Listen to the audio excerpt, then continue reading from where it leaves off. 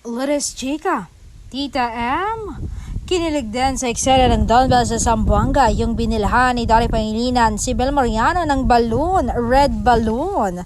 Saad na tita, halatang halata na talaga ang anak ko. Sabang boyfriend ang dating. This is by far one of their most domesticated moments. Before they are artists, they are each other's lovers first.